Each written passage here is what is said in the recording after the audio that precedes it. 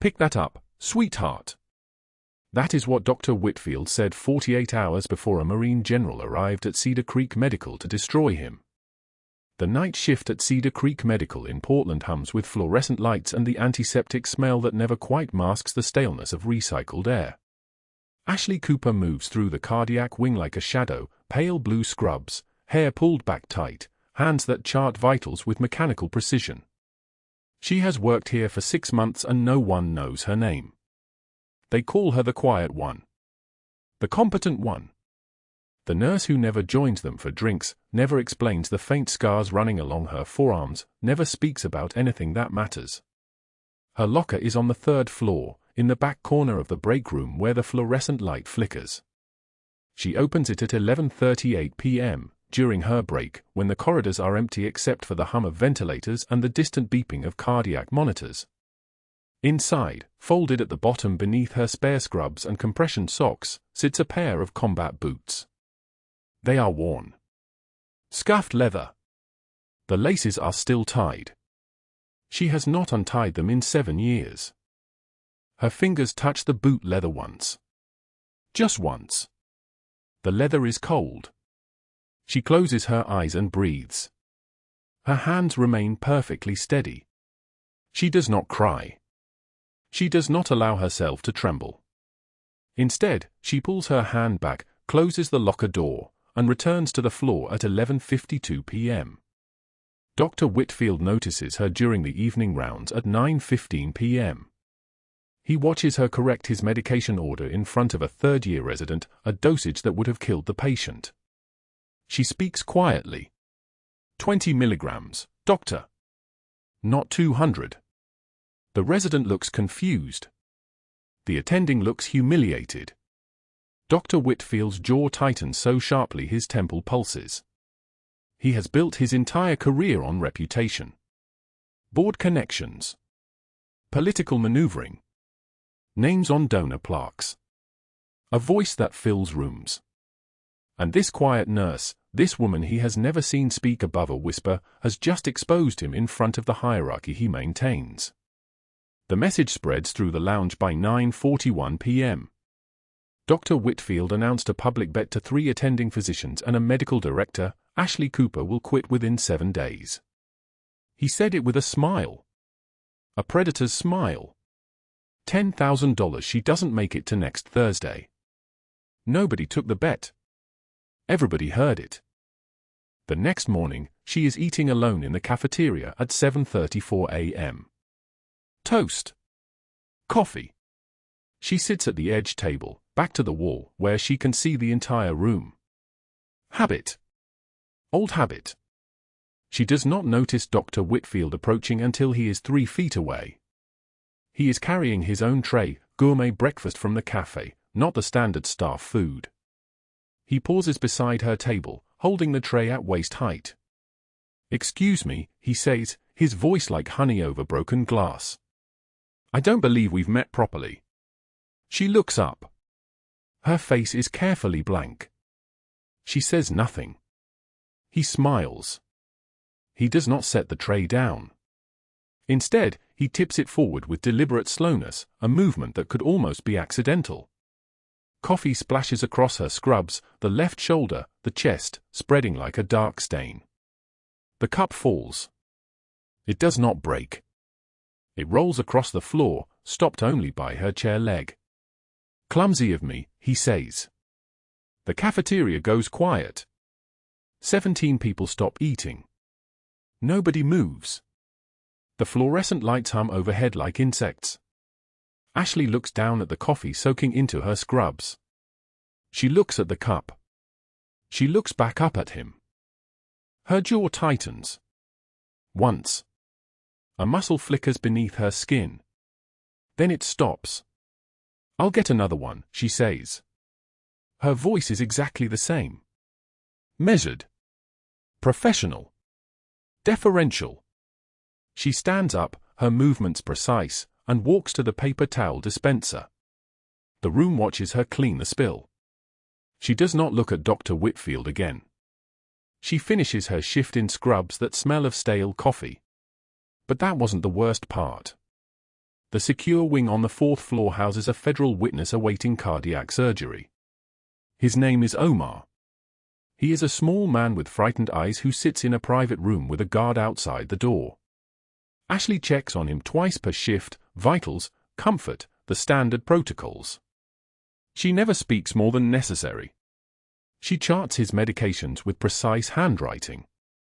She adjusts his foot drip with a steadiness that comes from somewhere deep, somewhere muscular, somewhere that has seen worse than a hospital room.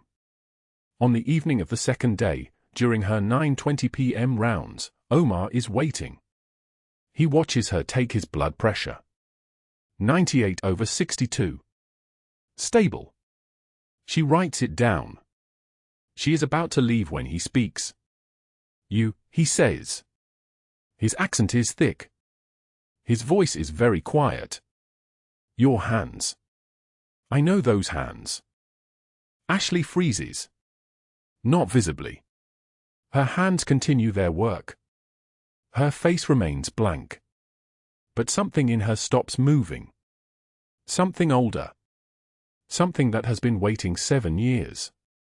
"Your hands move like a medic in Ramadi," he continues. "Different unit than mine, but I never forget hands like that. The way he makes a gesture, a cutting motion. Emergency amputation. Left side, rotating joint. I saw it once. A Marine in a burning Humvee. His leg was already gone and the medic," he pauses. His eyes search hers. "The medic was a woman. I remember because I was bleeding out and I thought I was hallucinating. But I wasn't." Ashley's hands do not shake. They place the blood pressure cuff on the bedside table with careful precision. She turns to the 4 monitor. She checks the saline drip. She does her job. "You must be thinking of someone else," she says. Her voice is exactly the same. "Get some rest before your surgery." But her break comes 30 minutes later, at 9:50 p.m. She walks to the supply closet on the 3rd floor, the back one, past the central station, where no one goes. She closes the door. The closet is small. Shelves of gauze and tape and antiseptic wipes. Fluorescent light flickers here too. She stands against the wall and she closes her eyes. Her fingers unconsciously touch her arm, the scarred side, beneath her scrubs, where a piece of shrapnel remains embedded in the muscle. Pain is information. Pain is data. She learned that a long time ago, before Portland, before Cedar Creek Medical, before she learned how to be quiet. She thinks about Ramadi. She thinks about the second deployment, the one where she saw more blood in 4 months than most surgeons see in a lifetime. She thinks about the Humvee burning en route Michigan. She thinks about a lieutenant with dark hair and a tattoo of his mother's name on his chest. She thinks about making the choice that saved his life and cost him 7 inches below the knee. She opens her eyes. She pulls up her left sleeve. 3 letters are tattooed on her inner wrist, so small most people miss them, MCP. Master Chief Petty Officer. She got it the day she made rank. She has not looked at it in years. She pulls her sleeve back down. She stands in the supply closet until her breathing returns to normal. Until her hands are completely steady again. Then she exits at 10:03 p.m. and returns to the cardiac wing. Dr. Whitfield is waiting during the midnight rounds. He stands in the center of the station, a patient chart in his hands. He sees Ashley approach. He does not smile this time. His expression is something colder. Something that has decided on escalation. He drops the chart at her feet. The pages scatter across the tile floor. Several slip beneath the medication cart. One catches the corner of a vital signs monitor. Ashley stops. Around them, the night shift staff pretend not to notice. A resident looks away. 2 nurses suddenly become very focused on the computer screen. "Pick that up, sweetheart," Dr. Whitfield says. His voice is different now. Harder. "You dropped it." She did not drop it. Both of them know this. No one else is going to correct him. The hierarchy protects him. The board protects him. The donors and the names on the plaques protect him. He has spent 17 years learning exactly how far he can push before anyone pushes back. Ashley bends down. Her movements are economical. She gathers the pages one by one. She does not hurry. She does not rush. She slides the pages beneath the cart and retrieves them. She does not look at him. She does not acknowledge the humiliation. She straightens and places the chart on the counter. "Next patient," she says. Her jaw is not clenched anymore. Her hands are not shaking. There is nothing in her face that suggests anything beyond professional neutrality. She looks at the chart. She waits for the next instruction. She is exactly what she appears to be of a quiet nurse. Deferential. Competent. Forgettable. Dr. Whitfield studies her for a moment. Something in his expression shifts. Frustration flickers across his face. He expected something different. He expected a tremor. A flush of color. A crack in the facade. He got nothing. She is ice. He does not realize what he is actually facing. He does not know that the woman standing before him has held a dying Marine in her arms in the middle of a minefield. He does not know that she has made surgical decisions at the age of 24 that would break most surgeons. He does not know that those calm hands have performed emergency amputations in the dark with nothing but the light of burning vehicles and the sound of incoming fire. He does not know that the woman who picked up his chart without complaint has already survived things that would end him. All he knows is that she did not break.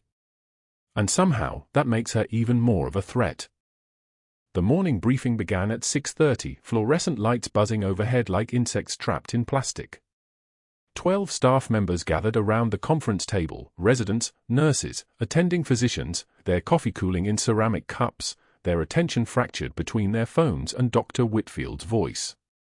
He stood at the head of the table in his $3,000 suit, cufflinks catching the light, his posture the physical embodiment of a man who'd never been told no. "I want to make a prediction," he said, his voice carrying the smooth confidence of someone accustomed to being right. The room quieted. Ashley sat in the back corner, a cup of black coffee in front of her, her eyes on the patient census report in her lap. "Our quiet little night nurse here won't last the week. Any takers on that bet?" The laughter came immediately, nervous, complicit, the kind of laughter that makes you question your own decency even as you're participating in it. A resident grinned. One of the charge nurses smiled, uncomfortable but smiling. Ashley didn't look up. Her jaw clenched once, barely perceptible, a single muscle fiber tensing beneath her skin. Then it released. Her coffee cup remained steady in her hand. She turned the page of her report and continued reading as though he'd simply commented on the weather forecast, as though he hadn't just announced to an audience of 12 people that he expected her to break. That was Dr. Whitfield's first strike, public, witnessed, impossible to ignore but also impossible to address without appearing defensive or unstable. The art of institutional power is knowing how to hurt someone in plain sight while maintaining plausible deniability. The next morning, Ashley carried her lunch tray through the cafeteria during her shift break. The fluorescent lights hummed their endless mechanical song. She moved with the kind of quiet efficiency that made her nearly invisible, no rushing, no hesitation, just the simple act of a person moving through space they'd occupied 1,000 times before. She passed Dr. Whitfield's table where he sat with 3 other surgeons, their conversation a low murmur of professional gossip and private jokes. As she passed, his right foot extended. It was deliberate. It was unmissable. It was deniable. The tray went airborne. The crash echoed through the cafeteria like a gunshot. The plastic plate shattered. Coffee splashed across her scrubs in a dark wave, scalding, visible, damning. Salad scattered across the tile floor in a constellation of lettuce and tomato. The entire cafeteria turned. Conversation stopped mid-sentence. A nurse from radiology stood with her mouth slightly open. "Clumsy," Dr. Whitfield said, not to Ashley but to his colleagues, his tone carrying the kind of faux concerned sympathy that transforms mockery into a public service. These things happen when people are tired. Ashley didn't respond. She knelt on the tile floor, her uniform darkening with coffee and soup, and began cleaning with her hands because that was faster than finding paper towels. A cafeteria worker appeared with a mop, trying to help, but Ashley waved him away. Her hands moved with mechanical precision, gathering broken ceramic, stacking spilled items, working methodically through the mess as though it were a procedure she'd performed 100 times. She was performing professionalism itself, wearing it like a second skin, making it impossible for anyone to claim they'd witnessed anything except an accident. Whispers followed her as she left to change her scrubs. A resident looked away when she passed. A nurse she'd trained offered a sympathetic smile and then said nothing, the smile itself a form of erasure, an acknowledgement that something had happened while simultaneously agreeing that it was better not to speak about it.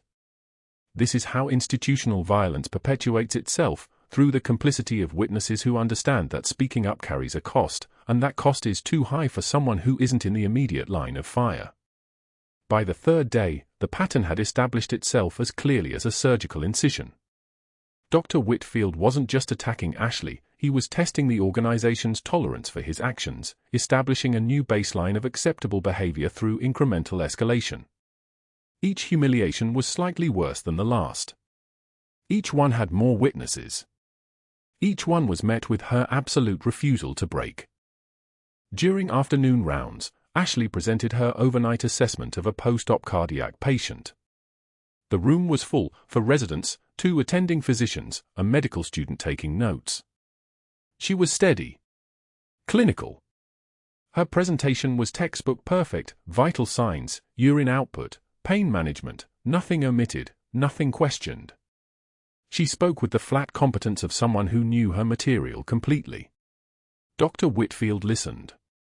Then he picked up the patient's chart from the counter and dropped it at her feet. The sound of the chart hitting the tile floor was crisp, deliberate, impossible to mistake for accident. Several residents flinched. One of the attendings shifted uncomfortably. "Pick that up, sweetheart," Dr. Whitfield said, his voice carrying the tone of someone speaking to a child who hadn't yet learned basic manners. "And next time, try reading the whole chart before you waste everyone's time." The chart lay between them.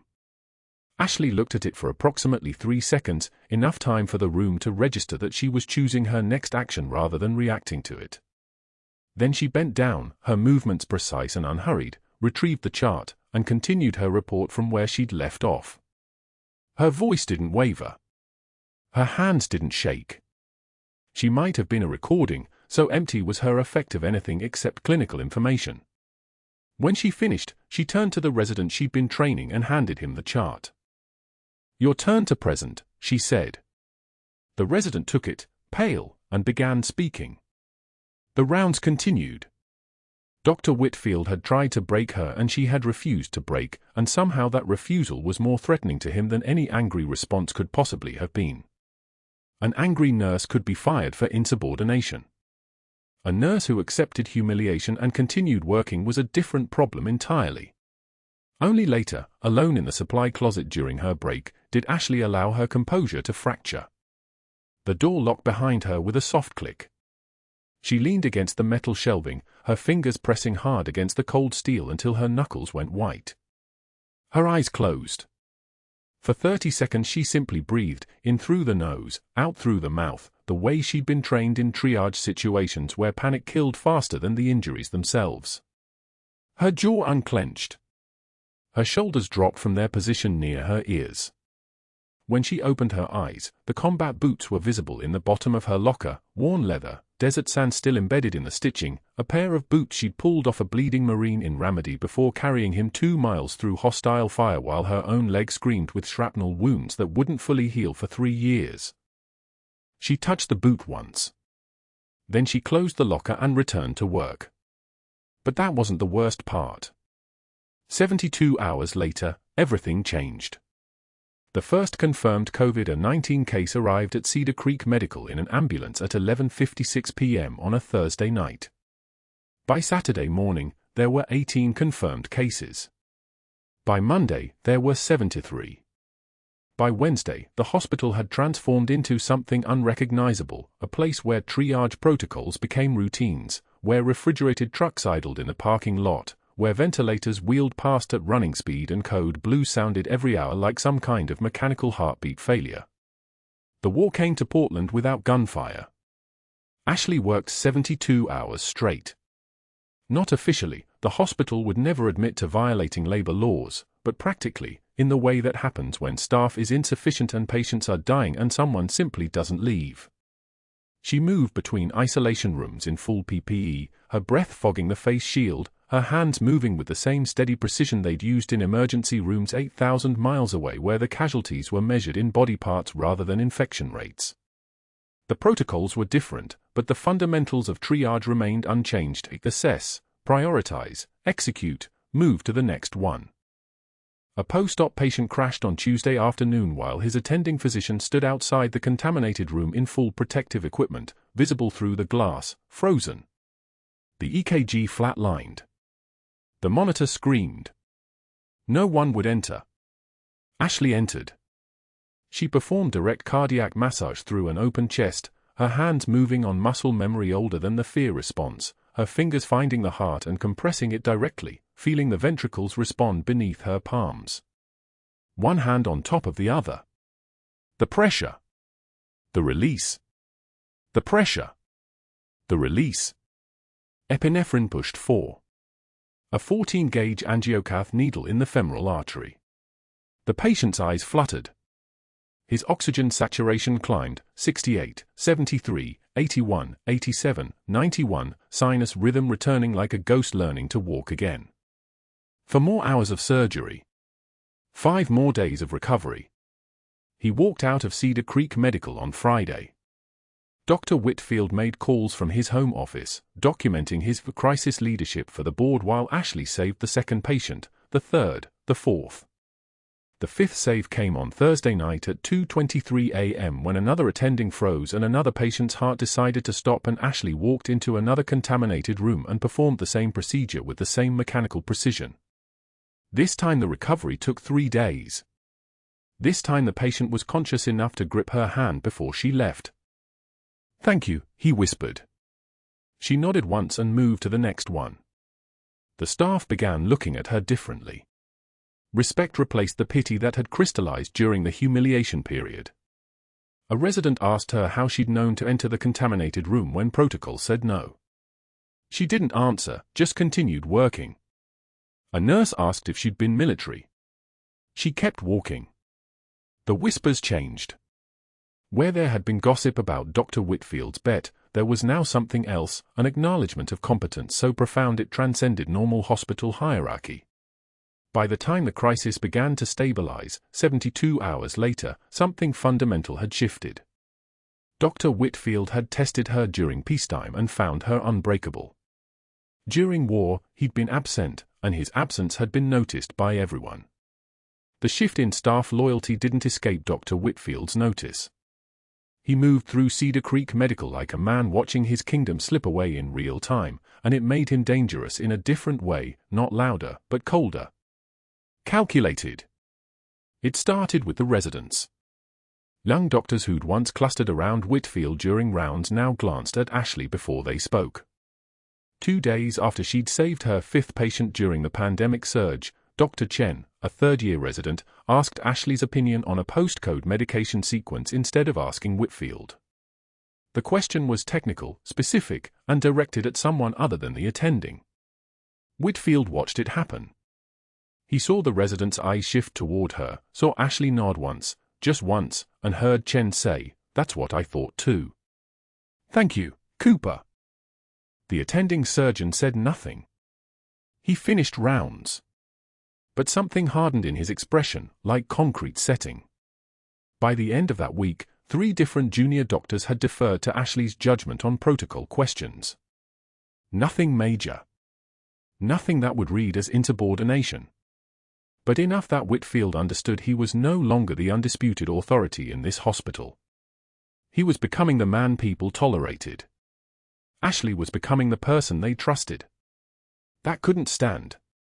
On a Tuesday morning, while Ashley was still on shift, Dr. Whitfield entered his home office, a climate-controlled study with mahogany panels and a view of the Columbia River that cost him $80,000 a month in a mortgage he'd bought specifically to impress people who didn't care, and opened his contact list. Not his work phone. His personal line. The calls he made from this phone had a way of mattering. His first call was to Gerald Bancroft, one of 3 board members who'd supported Whitfield's position as chief of cardiothoracic surgery 7 years ago. Bancroft answered on the second ring. He always did, because Whitfield had once made a phone call that saved Bancroft's daughter from a DUI conviction by knowing the right judge. "Gerald, I need to bring something to your attention." Whitfield's voice carried the weight of a man bearing difficult news. "It's about one of our nursing staff. I've been observing some concerning patterns." He spent 12 minutes on that call. 12 minutes of carefully planted seeds. He mentioned credential verification gaps that had only recently surfaced during the pandemic workload. He noted that while Ashley had performed impressively during crisis protocols, there were irregular procedures that didn't align with standard Cedar Creek training. He used the phrase, "I'm not saying anything definitive, but we have a responsibility to the board" 3 times, each time making it clear he was doing this out of duty, not personal concern. By the end of the call, Gerald Bancroft had agreed to schedule an audit. Not because he'd heard anything definitively wrong, but because the suggestion had come wrapped in the language of institutional obligation. The second call went to Patricia Holloway, a board member who'd helped Whitfield navigate a malpractice settlement 8 years prior. The third went to Richard Hayes, who owed Whitfield a favor because Whitfield had testified on his behalf during a medical licensing review. Each call was nearly identical. Different vocabulary, same message: there's a nurse. She's competent. But something doesn't add up. Don't you think we should verify? By the time Whitfield hung up the phone after the third call, the wheels were already turning.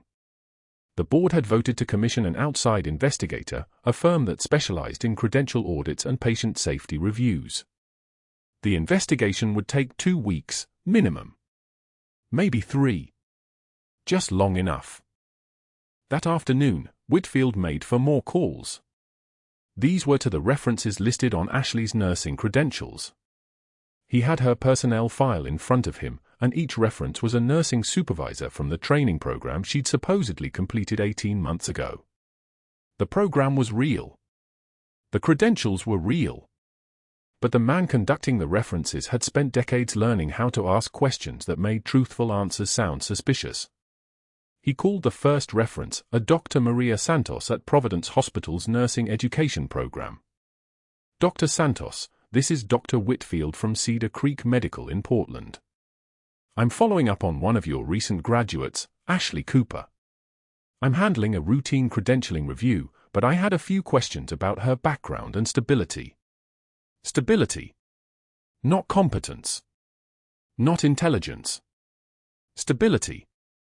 "She was an excellent student," Dr. Santos said cautiously.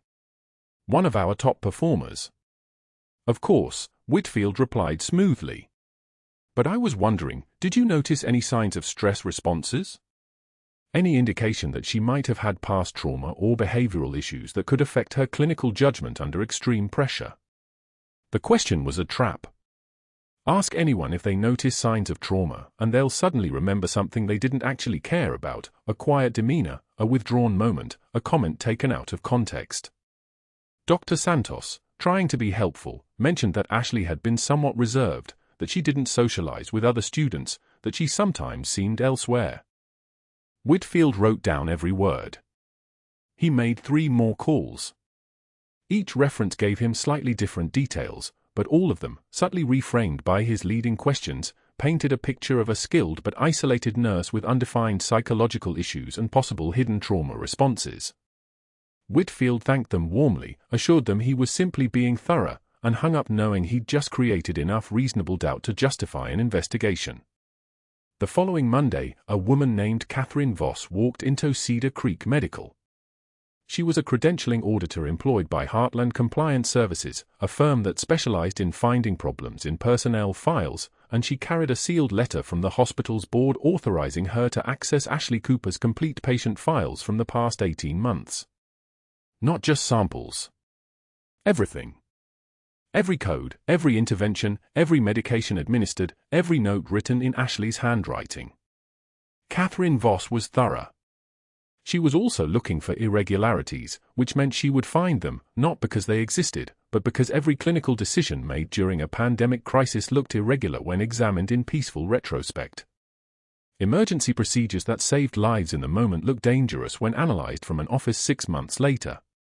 Ashley's open-chest cardiac massage on a COVID patient looked reckless until you understood that the attending surgeon hadn't entered the contaminated room and the patient was already in arrest.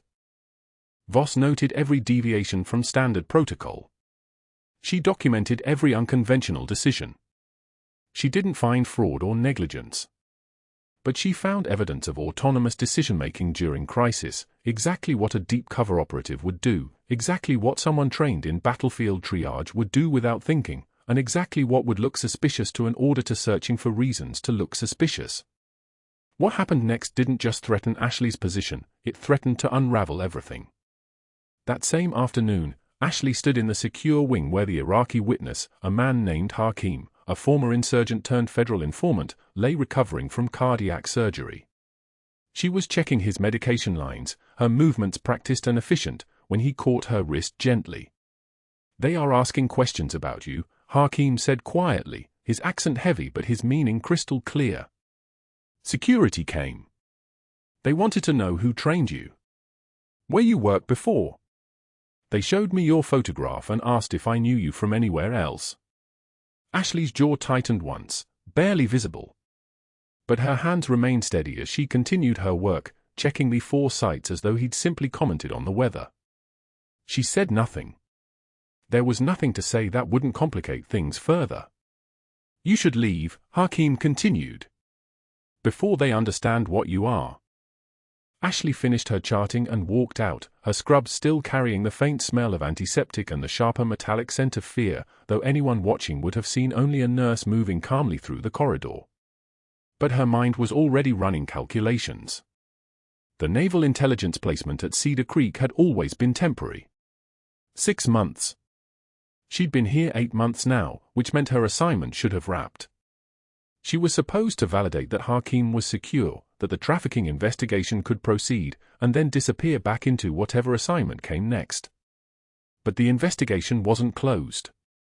The case against the trafficking network was still building. Walking away now would compromise the operation entirely. Staying meant the audit would continue. Staying meant someone would eventually notice that her nursing credentials had been created just for this placement, that her background didn't quite align, that Master Chief Petty Officer Ashley Cooper had a classified file that no civilian personnel officer would ever see. 2 days later, she was called into Dr. Whitfield's office. He sat behind his desk, absolutely still, with a security guard standing just inside the door. A suspension notice lay on the desk in front of him, professional language, institutional language. Pending investigation into credential irregularities and unsafe crisis protocols. Effective immediately. She was to surrender her hospital badge and exit through the main entrance. Whitfield didn't smile. He simply slid the papers across his desk and said, "You can pick up your final check on Friday," as though she were a piece of paperwork being filed away. Ashley took the notice. She didn't argue. She didn't defend herself. She couldn't. Any response that defended her nursing credentials would raise more questions. Any response that explained her protocols would require her to discuss training she'd received from military instructors, which she absolutely could not do. The security guard, a man named Torres, a Navy veteran who'd once nodded at her in the break room, walked beside her as she moved through the hallway. Nurses who'd worked beside her during 72-hour shifts watched her pass. A resident who'd asked her opinion on medications 2 days ago looked away, not wanting to see what was happening. The silence that followed her wasn't shock. It was something worse. It was the sound of institutional machinery doing exactly what it was designed to do. Protect the hierarchy. Remove the threat. Restore order.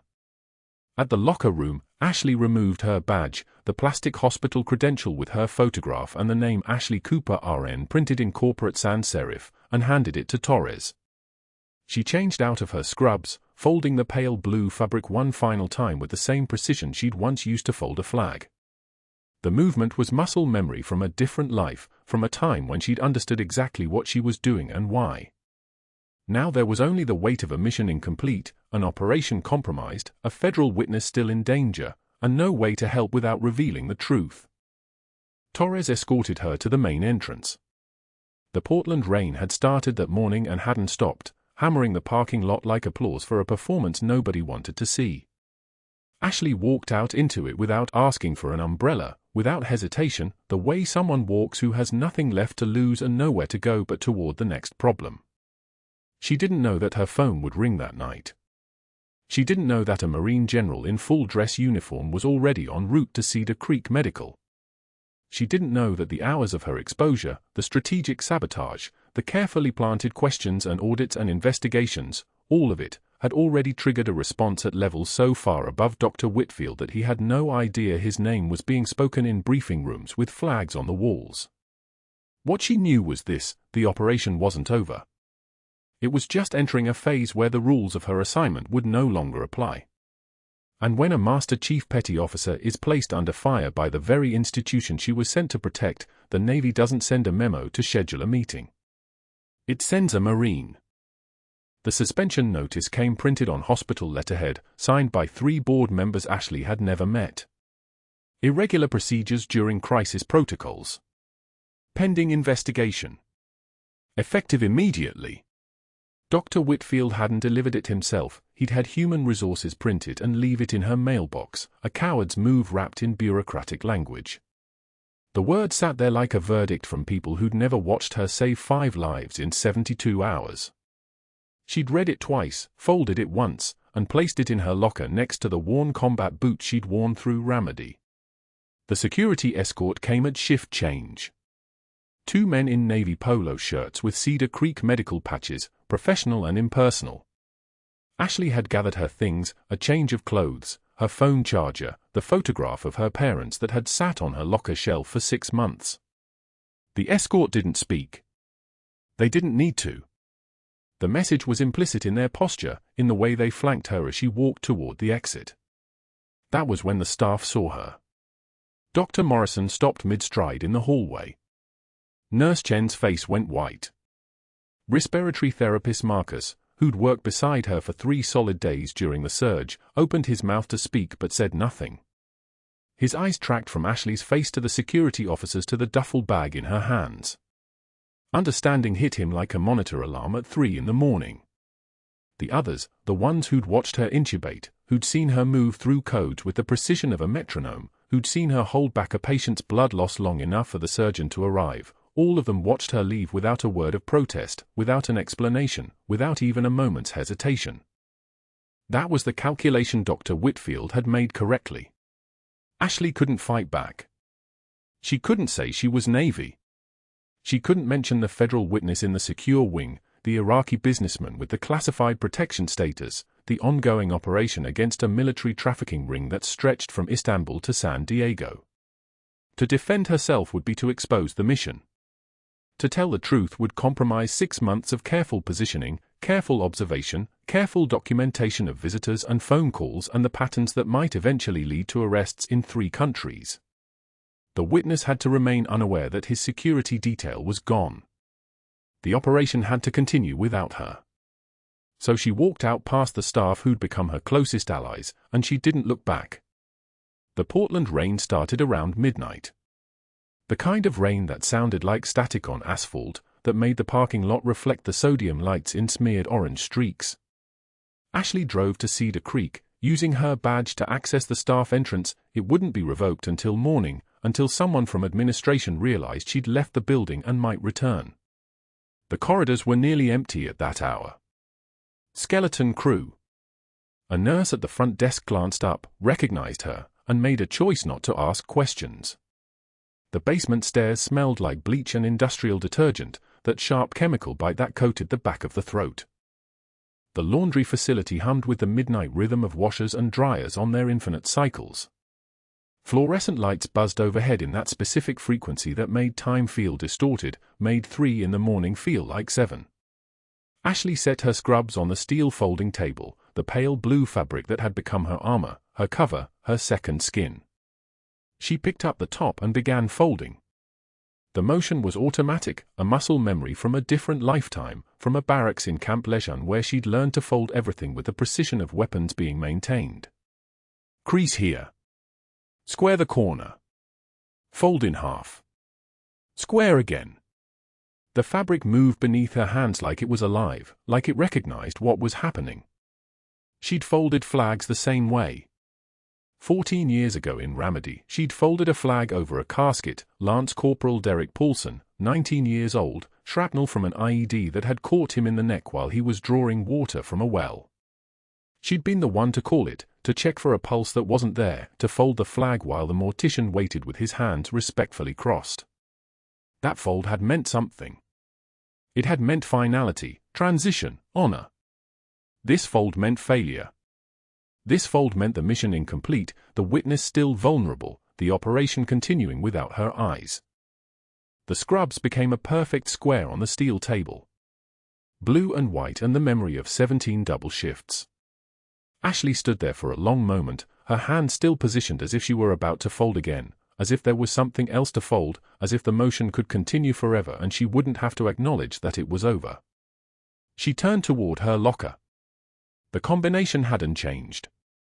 34-17-28, the numbers came automatically, the way muscle memory works even when the mind is fractured.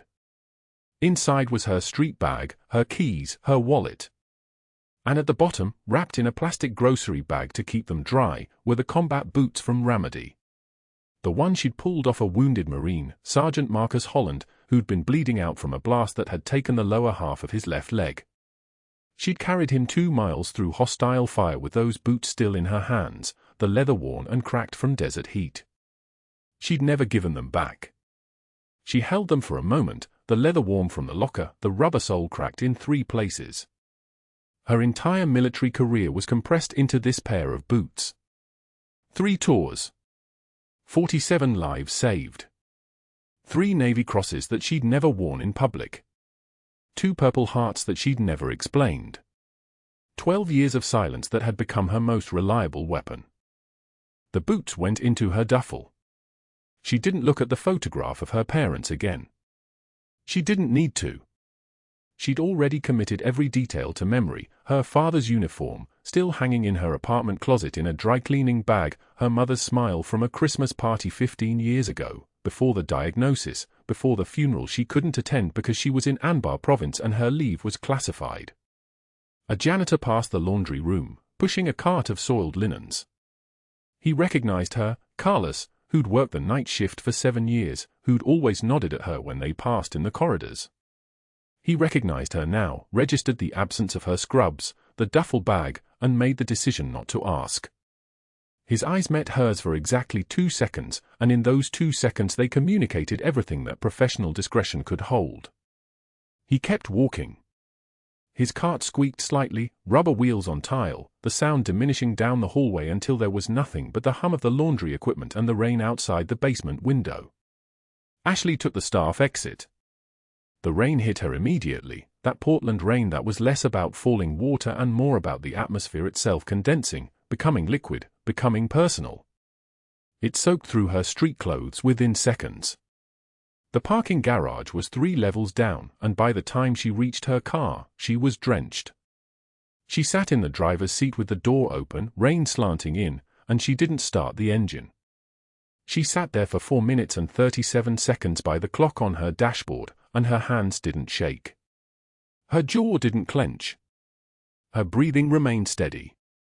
She was trained for this. She was trained for the failure of missions, the compromise of cover, the moment when the best possible outcome is still a loss. She'd been trained to compartmentalize, to separate the mission from the self, to understand that some identities were temporary. Nurse Cooper was temporary. Master Chief Petty Officer was permanent. Ashley Cooper was just the space in between, and the space in between was lonely. She started the engine and pulled toward the exit. The attendant at the gate didn't look at her. She paid with her card and drove into the Portland night, the rain following her like a witness. She didn't know that Dr. Whitfield had already sent a termination memo to the department heads, announcing her firing pending investigation results. She didn't know that he'd scheduled a staff meeting for the morning to discuss maintaining standards during crisis fatigue, his voice practiced and concerned, his reputation already being rebuilt even as the message was being typed. She didn't know that Sergeant Holland, the Marine she'd carried 2 miles through hostile fire, the one who'd sat in the waiting room during her suspension and recognized her from somewhere his memory couldn't quite reach, had made a phone call to a contact at Marine Corps headquarters. She didn't know that the contact had made another call, and that call had triggered protocols within Naval intelligence, had activated procedures designed for the moment when a deep cover asset is compromised and needs immediate extraction. She didn't know that General Marcus Hayes, whose son she'd saved in a burning Humvee when that son was just Lieutenant Marcus Hayes Jr., bleeding out and screaming and certain he was dying, was at that very moment boarding a CR-17 Globemaster at Joint Base Lewis McChord.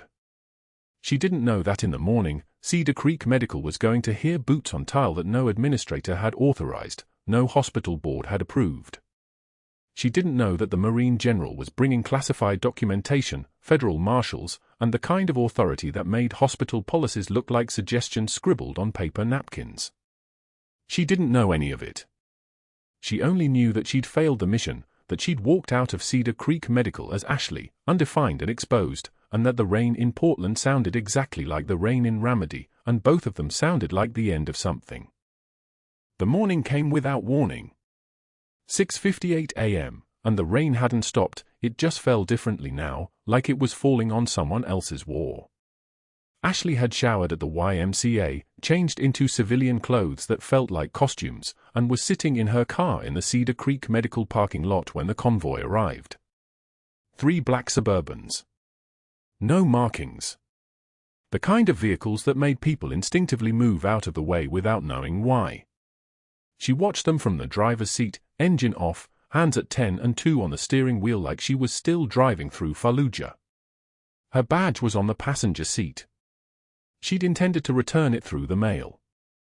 The lead vehicle parked directly in front of the main entrance. Marine uniforms emerged. Not regular dress blues, Class A dress uniforms, pressed to the point where the creases could cut glass. Then came the General.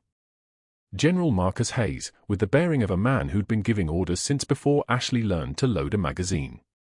He was flanked by 2 MPs and a man in shackles, dark-skinned, with eyes that had seen the same things Ashley's eyes had seen. The detainee's name was Hakeem al-Rashid. Federal witness. The reason Ashley had been placed at Cedar Creek 6 months ago. She didn't move. Didn't breathe. Watched from the parking lot as the General walked through the sliding glass doors like he owned them. Inside, the morning shift was just settling in. Dr. Whitfield was in the physician's lounge reviewing lab results when the doors burst open and security started moving staff. Not evacuating, rerouting. Creating a corridor. Creating a stage. General Hayes's voice carried through Cedar Creek Medical like artillery fire. I'm looking for Master Chief Petty Officer Ashley Cooper. And I suggest someone in this building knows exactly where to find her. The silence lasted exactly 3 seconds. Then the recognition hit. Master Chief. Not Ashley, the nurse. Master Chief. The words hung in the fluorescent lit air like they'd changed the oxygen composition of the entire hospital. Nurses stopped charting. Residents froze. An attending physician's pen fell out of his hand and clicked against the tile floor. Dr. Whitfield emerged from the lounge, his expression shifting from annoyance to confusion to something that looked disturbingly like fear. Security rushed to the parking lot and found Ashley sitting in her car. She didn't resist as they escorted her back inside, she simply gathered her badge from the passenger seat and walked toward the sound of the General's voice. Hospital staff parted as she moved through them, the way water yields to something with weight and purpose. She emerged into the main corridor wearing jeans and a charcoal sweater and the kind of composure that comes from having survived worse than public humiliation. General Hayes looked at her for exactly 2 seconds, and his jaw tightened once. He'd seen that face before, in combat photographs, in mission debriefs, in the moment before she'd carried his son through a minefield with a tourniquet fashioned from her own field uniform. He stood at attention, rendered a salute that carried the weight of gratitude and command. "Master Chief Cooper," he said. It wasn't a greeting. It was acknowledgement of fact. Ashley returned the salute, her movements precise as surgical steel. Her voice emerged low and measured, carrying the resonance of someone who'd trained it to cut through helicopter rotor wash and artillery fire. "General." The handcuffed detainee moved forward slightly, and the shock that crossed his face was almost visceral. His eyes widened, not in fear, but in the specific recognition of someone who'd watched this woman work triage under fire. Who'd seen her hands move across wounded soldiers with the efficiency of someone who'd made decisions that separated life from death in 3-second intervals. "Medusa," he said, the word emerging in accented English like a prayer or a curse. "You are Medusa." The code name struck the hospital like a shockwave. Nurses gasped. One physician grabbed the wall to steady himself. The security guard who'd escorted Ashley out of this building yesterday, who'd watched her walk to the parking lot in disgrace, went absolutely white. He was a Navy veteran, 23 years of service, retired petty officer. He recognized the name the way soldiers recognize the sound of incoming fire. He snapped to attention so hard his shoes nearly left the ground. His voice came out in a stammer that would have been comic if it wasn't so saturated with regret. "Master Chief Petty Officer. I didn't know. I'm so sorry, Master Chief. I'm so." Ashley raised one hand slightly. Not cruel, not dismissive. Just a command, delivered in the syntax of someone accustomed to being obeyed. The guard silenced. General Hayes opened a folder. His voice took on the official cadence of a formal citation. "Master Chief Petty Officer Ashley Cooper. 3 Navy Crosses. 2 Purple Hearts. Combat Commendation Medals across 3 tours in Iraq and Afghanistan. Personally extracted and provided field medical intervention to 47 service members under hostile fire in Ramadi, Anbar Province." He paused. His next words came more slowly, weighted with the gravity of a father speaking about his son. "Including Lieutenant Marcus Hayes Jr., my son, when she performed a field amputation in a burning Humvee and carried him 2.3 miles through an active minefield while engaging enemy combatants with her service weapon." The hospital room seemed to compress around them. Ashley's face remained perfectly neutral, but her right hand, just slightly, barely perceptible, curled into a fist and then released. Once. That was all the emotion she would permit in public. A movement from the far corner of the gathered crowd. The Marine patient from Segment 1, the man with the prosthetic leg, the one who'd recognized her hands during that night shift weeks ago, rolled himself forward in a wheelchair. He'd been admitted this morning for a follow-up appointment on his amputation site. Luck. Or something like it. He maneuvered himself forward and then, with the deliberate slowness of someone performing a ritual, he began removing his prosthetic leg. The assembled staff didn't understand at first. Then they understood completely. He held the prosthetic limb up like a banner. Like a flag. Like a testament. His voice was steady despite the tremor in his shoulders. "She took my leg to save my life when I begged her not to. Begged her. Told her to let me die. And she didn't listen." He looked directly at Ashley. "I'm alive because she didn't listen. Because her hand knew what my mind didn't." Silence. The kind of silence that fills rooms when people realize they've been standing next to a legend and didn't know to look. Dr. Whitfield moved backward, a small shift, but perceptible. His face had gone the color of old institutional paint. General Hayes turned toward him with the slow precision of someone rotating a weapon toward a target. "Dr. Whitfield, you've been summoned by the hospital board. I'm here to deliver this information personally because what I'm about to say should be heard by every person in this building." The general gestured to the security cameras mounted in the corridor. They were recording. Everyone in Cedar Creek Medical would hear this. "By the authority vested in me by the Secretary of the Navy, and with the full cooperation of the Federal Bureau of Investigation and Naval Criminal Investigative Service, your privileges at Cedar Creek Medical are revoked effective immediately. You are fired. Your license is under suspension pending federal investigation into the compromise of an active military operation and the willful endangerment of a federal witness in protective custody. Dr. Whitfield's mouth opened. Closed. Opened again like a fish yanked from water, suddenly understanding that the thing he'd built, the reputation, the board connections, the carefully cultivated image of clinical excellence, had been constructed on a foundation that had just dissolved completely. You interfered with Master Chief Cooper's classified assignment, General Hayes continued, his voice carrying the weight of formal decree. You fabricated complaints. You created institutional obstruction. And in doing so, you exposed a federal witness to identification and potential harm. Your actions are being referred to the Department of Justice with a recommendation for criminal prosecution. The general closed the folder. The sound was like a door slamming. Ashley stood at the center of this recalibration, watching Whitfield's face undergo the transformation from arrogance to panic to the specific kind of shame that comes from realizing that your power was always an illusion. That you never actually held anything in your hands except your own delusion. Later, 6 months later, someone spotted Dr. Whitfield at Portland Community College, teaching CPR certification courses. He stood in front of rows of bored adults, demonstrating chest compressions on a practice dummy, counting aloud in the flat cadence of someone following a script that had no meaning anymore. His hands trembled slightly as he positioned the heels of his palms on the dummy's sternum. 30 compressions. 2 rescue breaths. 30 more.